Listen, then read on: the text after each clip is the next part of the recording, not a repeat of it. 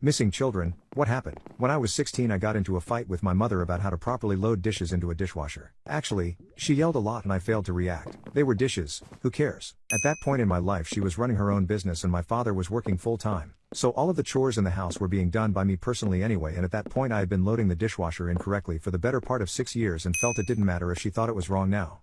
Well, I decided that telling her that was the way to end the argument. As you can probably predict, it did not. She threw me out of the house. In typical teenage fashion, I told her if she threw me out then I wasn't coming back. At that point she had escalated to white-hot rage and said something like, "We don't want you here anyway." Well, that was all I needed, and really she should have been paying better attention to me. See, I had gotten a job as soon as I had turned 14 and I had purchased my own car. I had been buying my own clothes and things for years with money from that job. I left and could honestly say that I hadn't taken anything from the house that I hadn't personally paid for. To that end, I left my cell phone on the table. They had no way to get in contact. So, hours later when my mother's anger faded and she realized that she had just thrown her 16-year-old child into the streets over the dishes, she called the police.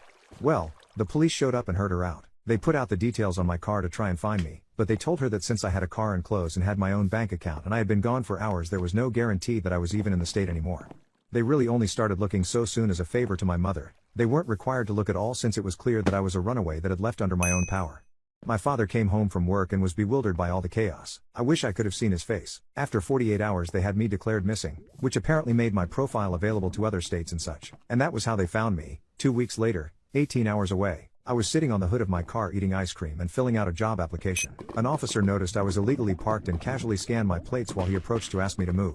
I don't think he was going to give me a ticket. It was just a reflexive action. I came up as a missing kid and he stopped mid-question and sort of stutters. You should call your mother." I nodded agreeably and he gave me his cell phone. I dialed my mother's number from heart and she picked up. As soon as I identified myself, she turning into a screaming rage monster of hatred and insults. I casually put the phone on speaker for the officer to hear, and his eyes widened. She didn't stop to take a breath and let me get a word in, so I hung up on her. I told the officer that I was fine where I was, and since it had already escalated to this point I was going to hold out for an apology, or divine intervention.